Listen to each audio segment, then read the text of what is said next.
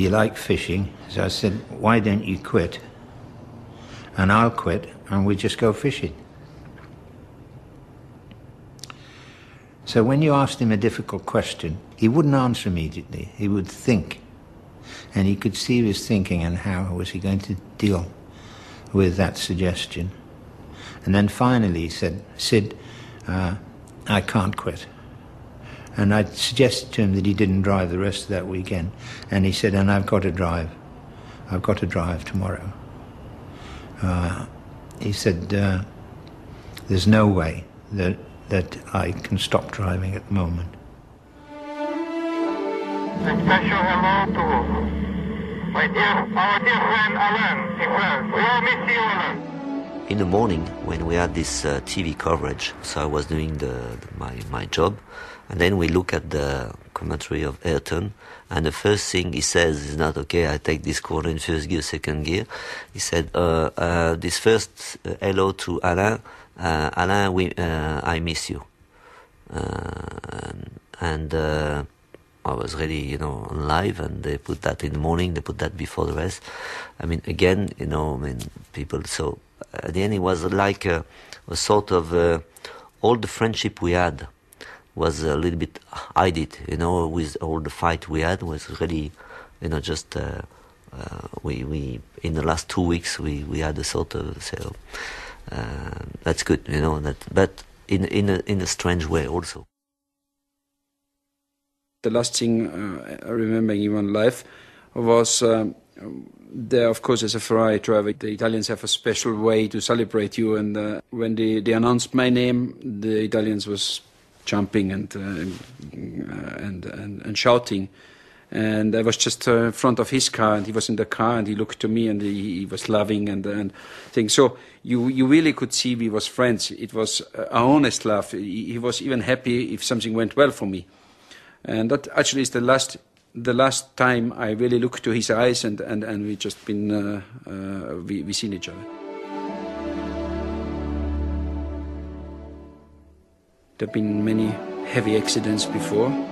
I had a very heavy accident in '89. I nearly died there, and Ayrton, one day after, Ayrton found me in the hospital, how I am, and I said to him, I'm okay, but I think this corner, it's very dangerous, and I think one day somebody gonna die there. It's too dangerous, and should be doing something. But okay, we was talking a bit, and then we went to testing to Imola a couple of months later, and Ayrton and myself say this corner should be changed, and we walked to this corner, and we looked how it could be changed, and we looked over the wall, and Ayrton says to me, but look, Gerhard, I cannot change this. There's a rebar behind, so there's no way to move the wall. And we look both and say, yeah, unfortunately there's a river behind, we cannot move the wall, so that's how it is, and we walked back again. And it was exactly the point where he died.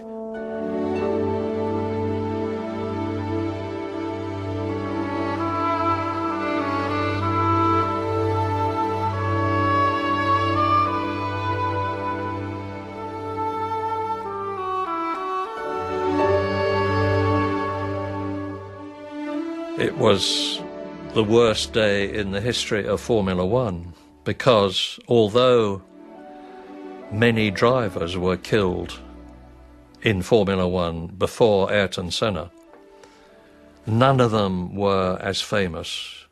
None of them were respected and idolized worldwide like Senna was.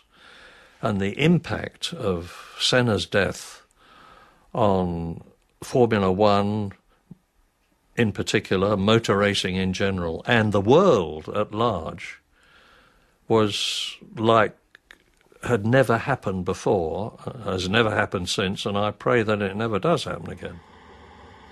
The Imola circuit witnessed the loss of one of the true greats of Formula One. But memories of Senna will never fade, and across the world, his spirit lives on.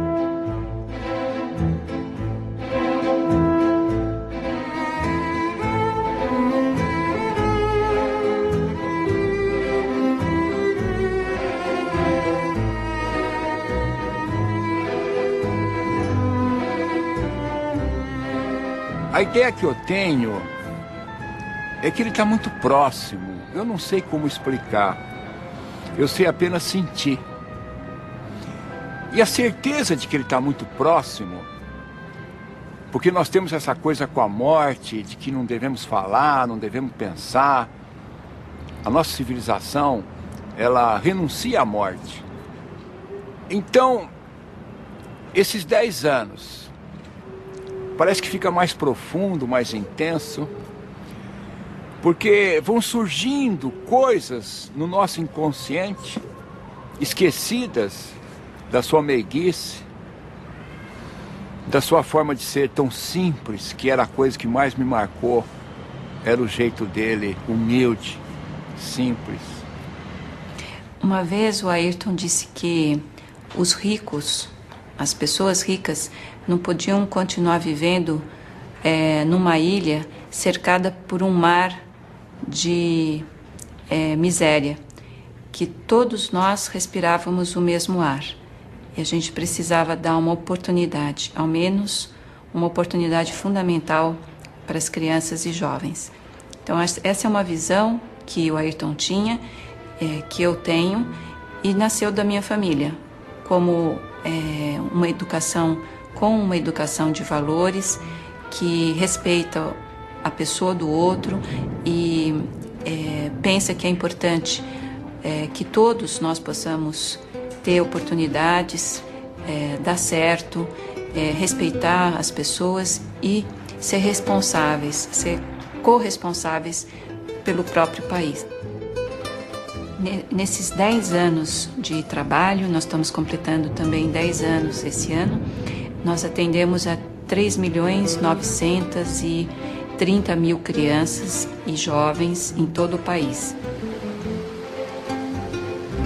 If I did the things I did, it's because I had, first of all, a good opportunity in life to grow properly, to live well, live healthy, learn a lot, and I was led at the key moments to the right direction, I believe.